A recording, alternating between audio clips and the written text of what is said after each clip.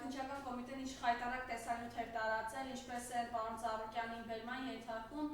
մարդուն մտնում, որը դիմադրություն ցույց չի տալիս, ոչինչ ցույց չի տալիս, դռները բացել է իր տան, որ մտնեն, տապալում են գետնին, ուղղակի այդ կադրերը անգամ ամոթալի է նայելը։ Խնդրեմ այս մասով ձեր տեսակետը եւ 2 ամսով կալանավորեցին պարոն Ծառուկյանին։ Խնդրեմ։ Խիստ դատապարտելի է Գագիկ Ծառուկյանի հանդեպ նման վերաբերմունքը։ Եթե Գագիկ Ծառուկյանը ինչ-որ հանցագործություն է գործել, ես համոզված եմ, որ նա որևէ հանցագործություն չի գործել, շինծու քրեական մեղադրանքներ են նրան հասցեագրել, եւ 70-ամյա Գագիկ Ծառուկյանին, որը մեծ լումա ունի Հայաստանի տնտեսության զարգացման, սպորտի զարգացման բնագավառներում, 70-ամյա Գագիկ Ծառուկյանին 10-12 հոգով արձակում են վրեն, տապալում են գետին, նսեմացնում են այդ մարդուն եւ տանում կալանավորում են։ Մեզ համար անընդունելի, անհասկանալի է նման վերաբերմունքը հայ մարդու հանդեպ, որը նորից եմ կրկնում, մեծ ավանդ ունի Հայաստանի սպորտի զարգացման գործում, բարեգործություններ է արել, բազմաթիվ մարզիկների հատկացրել է բնականաններ եւ այլն եւ այլն։ Նորից շեշտում եմ, որ դա անընդունելի է, դա պատիվ չի բերում մեր ժողովրդին եւ մեր հատուկ ծառայություններին։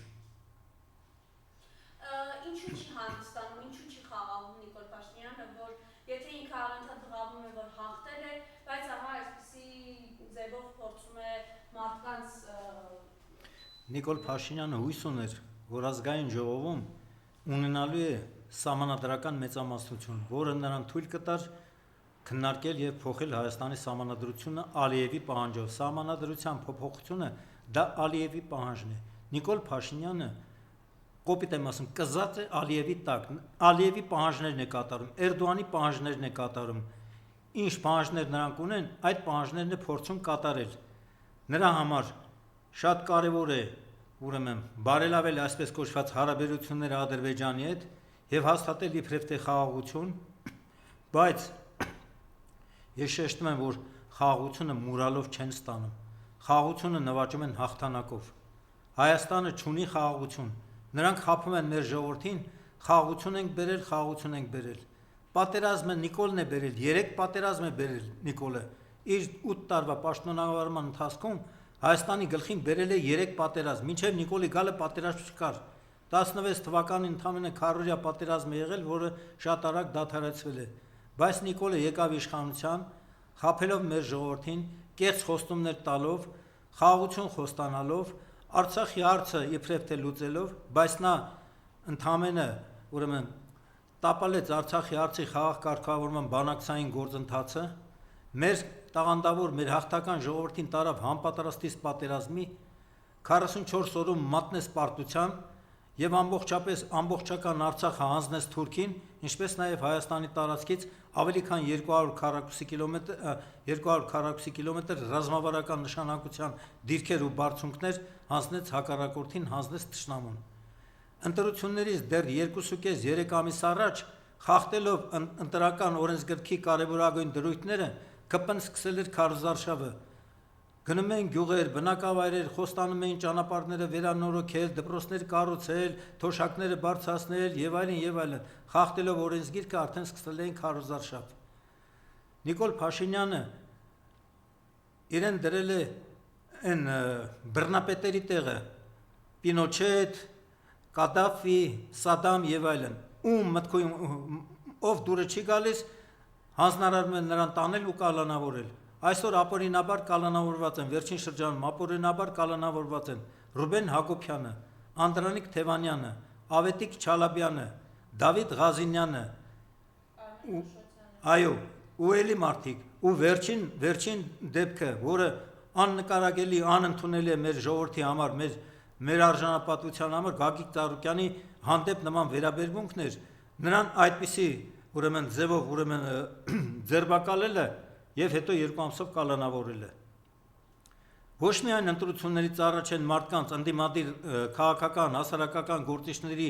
տարել կալանավորել, այլ նաեւ ընտրությունների ընթացքում էլի տասնյակ մարդկանց տարել կալանավորել են եւ ընտրություններից հետո էլ չեն հանգստացել, որովհետեւ չեն կարողացել ստանալ 2/3 մեծամասնությունը, որպեսզի Ալիևի պահանջը կատարեն, սահմանադրությունը փոխեն։ Բարգավաճ Հայաստանին ուրեմն արհեստականորեն զրկել են պատգամավորական խմբակցություն ունենալու հնարավորությունից ազգային ժողովում։ Մի քանի տեղամասերում նրանց ստացած քվեները դիտավորյալ չեն հաշվել, որպեսզի Բարգավաճ Հայաստան կուսակցությունը չանցնի խորհրդարան եւ չունենա ազգային ժողովում խմբակցություն։ Դրանից զատ ընդամենը ընտրությունների օրվա ընթացքում 10-ից 15% հաշվարկի դեպքում Նիկոլը նստում է եւ ուղիղ եթեր է մտնում եւ հայտարարում է, որ քաղաքացիական պայմանագիր կուսակցությունը ազգային ժողովում տարել է փառավոր հաղթանակ։ Այսինքն նա նորից խախտում է օրենքն ու սահմանադրությունը, իրավունք չուներ նման բան հայտարարել, դրանից զատ նա կարծես թե հրահանգ է տալիս ընտրական տեղամասերի աշխատողներին, որ ես արդեն հայտարարել եմ ԿՊ-ն հաղթել է, ուրեմն ամեն ինչ արեք, որ ԿՊ-ի ցուցանիշները բարձր լինեն, ԿՊ-ն հաղթած լինի։ Սա է նրանց մոտեցումը։ Կալանավորումներ, ուրեմն նման ընտրակեղծիքների միջոցով բռնազավթել են Հայաստանի իշխանությունը եւ փորձում են երկարաձգել իրենց ազգակործան ու թրքահաճո իշխանությունը, թրքահաճո քաղաքականությունը։ Նիկոլի պոչը Էրդողանի եւ Ալիևի ոտքի տակ է։ Նա կատարում է Էրդողանի եւ Ալիևի հրահանգները, նա կատարում է Ադրբեջանի եւ Թուրքիայի պահանջները։ Իր էությամբ Նիկոլը դավաճան է եւ թուրք է։ Եվ այսպես նաև գիտենք, թե Ռուսաստանի հետ հարաբերությունները ինչ մակարդակ է հասցրել, բայց վերջերս գնաց Միշուստինի հետ հանդիպեց, խնդրեմ։ Վերջերս գնաց Միշուստինի հետ հանդիպեց, որովհետեւ իր քաղաքականության հետևանքով շատ ծանր վիճակի մեջ հայտնվեց մեր գյուղացիությունը։ Ռուսաստանը Նիկոլի քաղաքականության հետևանքով, նրա վարչախմբի քաղաքականության հետևանքով փակել է ուրեմն մեր արտադրողների, մեր գյուղատնտեսական մթերքի արտահանումը Ռուսաստան։ Մեր ծիրանը, մեր հանքային ջրերը, ջերմուկը, կոնյակը հայկական, այլ տեսակի սննդամթերքներ, բերք ու բարիք մեր գյուղացին չի կարողանում արտահանել Ռուսաստան, որովհետև փակել են մեր ուրեմն ճանապարհը։ Դրանից տուժում է մեր գյուղացին։ Նիկոլի քաղաքականության հետևանքով նա գնացել է Ռուսաստան, հանդիպել է վարչապետին Միշուստինին, երևի ինչ որ խնդիրներ փորձում է լուծել Հայաստանի համար, բայց կրկնում եմ, քանի Նիկոլը կա իշխանության, հայ-ռուսական հարաբերությունները չեն կարգավորվի։ Ռուսաստանը եւ Ռուսաստանի ժողովուրդը սկսում են Հայաստանին նայել որպես հակառակորդ պետություն, ցավոք սրտի։ Մենք հապկի անդամ երկիր ենք, բազմիցս նրանք Նիկոլը հայտարարել է, որ իբր թե դուրս են գալու հապկից, գումարները չեն մուծել, բանի հապկի գլխավոր դերակատարը Ռուսաստանի դաշնությունն է։ Այո, ես չեմ արդարացնում ռուսներին։ 44 օրյա պատերազմում լինելով մեր դաշնակիցը, նրանք ոչնչով մեզ չօգնեցին։ Մենք մենակ էինք այդ պատերազմի ընթացքում։ Իսկ Ադրբեջանը ուներ հզոր դաշնակիցներ, իրենց ցեղակիցներ Թուրքիան, Իսրայելը, որը մատակարարում էր Ադրբեջանին, ուրեմն հետախուզական ռազմական տեխնիկայով, թուրքական սպայական կազմներ ղեկավարում այդ պատերազմը եւ թուրքական բարյաթարներն էին օդից հարվածում մեր դիրքերին, բացի դրանից Ադրբեջանն օգնում էր նաեւ Իսրայելը իր նորից կրկնվեցի հետախուզական ռազմական տեխնիկայով, այդ թվում նաեւ Պակիստանը, որը մինչև օրս չի ճանաչել Հայաստանը որպես անկախ պետություն։ Իսկ մենք մենակ էինք այդ պատերազմի ընթացքում։ Մեր զինվորները, մեր ազատամարտիկները, մեր սպաները, մեր բանակը չի պարտվել։ Պարտվել է մեր դիվանագիտությունը, պարտվել է Նիկոլ Փաշինյանը, որը իր կարգավիճակով հանդիսանում էր հայկական զինված ուժերի գլխավոր հրամանատար։ Եվ Նիկոլը արել է հայտարարություններ, որը մեր համար անընդունելի ու անհասկանալի են։ Նա հայտարարեց, որ վերադարձնելով Արցախը Ադրբեջանին, մենք ավելացրեցինք Հայաստանի ինքնիշխանությունը։ Ընդհակառակը հանձնելով Արցախը Ադրբեջանին, մենք Հայաստանի բոլոր սահմանամերձ բնակավայրերը դրել ենք վտանգի տակ, դրել ենք կրակի տակ։ Ադրբեջանցիք եկել են նստել են մեր սահմանամերձ բնակավայրերի տարբեր բարձունքներում ու դիրքերում, կրակի տակ պահելով սահմանամերձ բնակավայրներն ու մեր ճանապարհները։ Ու այս իրավիճակում նրանք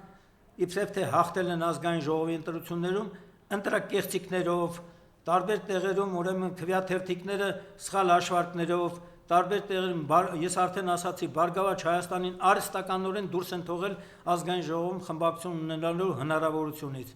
Եվ դիմեցին սահմանադրական դատարան ընդդիմադիրները։ Այո, ճիշտ է, դիմեցին սահմանադրական դատարան, բայց ես ուզում եմ փաստել, որ այդ սահմանադրական դատարանը Հայաստանի սահմանադրական դատարանը չէ։ Դա Նիկոլի սահմանադրական դատարանն է, որից ակնկալիք մենք չէինք կարող ունենալ։ Նիկոլի դրած պաշտոնյաներն են այնտեղ հանդիսանում սահմանադրական դատարանի անդամներ եւ կատարում են Նիկոլի հանձնարարականները։ Նիկոլը նաեւ հայտարարել է, որ Հայաստանում կարող է լինել դատավոր, որի ասածը չանի։ Դու այդ հիմա ասել է, հա, դու ով ես, որ դատավորներին կարգադրեց։ Սահմանադրությամբ դատական իշխանությունը եւ օրենսդիր գործադիր իշխանությունը տարանջատ են։ Գործադիր իշխանությունը իրավունք չունի հրահանգ տալ սահմանադրականին, դատական իշխանությանը, բայց մեր մոտ փաստ է, որ դատական իշխանությունը կախված է գործադիր իշխանությունից եւ ինչ որ հրահանգում է Նիկոլ Փաշինյանը, ում պետքա տանեն կալանավորեն, ում վրա պետքա շինծու քրեական գործ հարուցեն, այդպես էլ անում են։ Ու բազմաթիվ մեր հայրենակիցներ, ես թվարկեցի մի քանիսին վերջին շրջանի, ու էլի մի քանի տասնյակ մարդիկ, քաղաքական ու հասարակական գործիչներ, ռազմական գործիչներ եւ ազատամարտիկներ ապօրինաբար կալանավորված են եւ գտնվում են մեր կալանավայրերում։ Ձեր հարցը։ Մենք հանդես ենք եկել հայտարարությամբ, ես ներկայացնում եմ Հայոց աշխարհազոր ռազմաքաղաքական միավորումը, հանդես ենք եկել հայտարարությամբ, դատապարտելով գործող ապազգային թրքամետ վարչախմբի այդպիսի գործելակերպը եւ հուսադրել ենք մեր ժողովրդին, կոչ ենք արել համախմբվել, որովհետեւ մեր միայն համախմբված ազգային ընդդիմադիր ուժերի լայն համախմբովով է հնարավոր ազատվել այս ապազգային թրքամետ իշխանություններից։ Ամեն ինչ հարաբերական է, ոչինչ կորած չի։ Անպայման պետք է համախմբվել, անպայման պետք է ուրեմն միավորվել եւ ժամանակը գա ամբողջ Հայաստանով մեկ հարկավոր ես բազմիցս եմ կրկնել ոտքի անել մեր ժողովրդին ու կազմակերպել անհնազանդություն գործող ապազգային թրքամետ վարչախմբին։ Պետք է պարտադրել Նիկոլ Փաշինյանի եւ իր կառավարության հերացումը ու այս նորընտիր կեղծիքներով ընտրված ազգային ժողովի լուծարումը։ Կարճ ժամկետի համար պետք է ձևավորվի ժամանակավոր անցումային կառավարություն, որը կնախապատրաստի եւ կազմակերպի ազգային ժողովի արդար օրինական նոր ընտրություններ։ Հայաստանում ձևավորվելու է նոր ազգային իշխանություն եւ այդ նոր ազգային իշխանությունը իրականացնելու է մեր ժողովրդի մեր պետությունում իրական արդարադատություն, ապահովելու է օրենքի գերակայություն եւ քաղաքացիների իրավահավասարություն։ Իսկ Նիկոլը եւ նրա գաղափարակից պաշտոնյաները ենթարկվելու են Հայաստանի Հանրապետության օրենսդրությամբ սահմանված կարգով դատական պատասխանատվության։ Ես ցավում եմ, ափսոսում եմ, որ ընդդիմությունը բաց թողեց իրական ժամկետը իշխանության հերացման, որովհետեւ այդպիսի կեղծիքներից հետո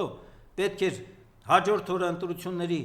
ամբողջ Հայաստանով մեկ կոչ անել, ոտքի անել մեր ժողովրդին, մենք էլ որպես ազատամարտիկներ եւ պայստազորի զինվորականներ թեւ ու թիկունք մեր հասարակությանն ու մեր ժողովրդին պարտադրենք Նիկոլի հերացումն ու գործող կառավարության լուծարումն ու այս ազգային ժողովի ուրեմն լուծարումը եւ բնականաբար պետք է իրականացվեն նոր արդար օրինական ազգային ժողովի ընտրություններ։ Հիմա բանավեճ է գնում վերցնել մանդատները, թե չվերցնել մանդատները։ Հայաստան Դաշինքը եւ Ուժեղ Հայաստան Դաշինքը որոշել են վերցնել մանդատները։ Իրենց իրավունքն է, իրենք են այդպես որոշել, բայց նոր ազգային ժողովի առաջին նիստը լինելու է օգոստոսի 2-ին։ Ընդհանրապես այդ նիստում ընտրելու են վարչապետ, դա լինելու է Նիկոլը, այնտեղ Ռուբեն Ռուբինյանը արդեն ինչպես իրենք նախատեսել են ընտրելու են նրան ազգային ժողովի նախագահ, Վահագն Ալեքսանյան տեղակալ, Կոնջորյան տեղակալ եւ այլն։ Այսինքն պաշտոնների բաժանում է տեղի ունենալու։ Ես չգիտեմ ինչ վարկագիծ կդրսևորի արդեն ուժե տիտղոսային ընդդիմությունը ընդդիմադիր ազգային ժողովում։ Իրենց որոշելիքն է, բայց եթե մեր որոշելիքը լիներ, մենք չէինք վերցնի մանդատները եւ ամբողջ Հայաստանում մեկ ոտքի կանեինք մեր ժողովրդին, կոչ կանեինք ոտքի ու կազմակերպեինք անհնազանդություն այս ապազգային թրքամետ իշխանություններին։ Հոմնան,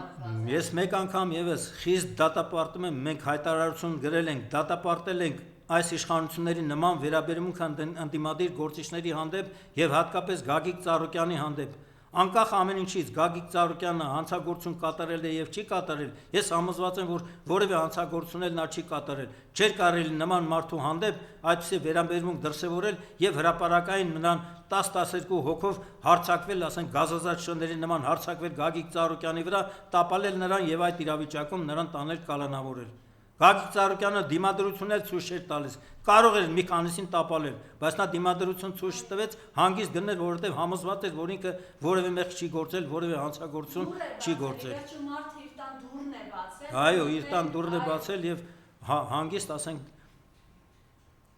կենթանիների հանդեպ նման վերաբերմունքը տարան գազանանոց նրա կենթանիներին մեկն է սատկեց։ Սատկացրին։ Սամվել Կարապետյանը հումորով լավ ասեց, այդ գազաններին ասում է կտանեն խորհրդարան։ Բայց նաև երեք պարոն Սուրենյանցը ճիշտ ասաց, եթե արվեստները մտնեն խորհրդարան, շակալներ չեն լինի խորհրդարանում։ Իհարկե, ճիշտ է ասել։ Շնորհակալություն։ Շնորհակալություն նրա վերքի համար։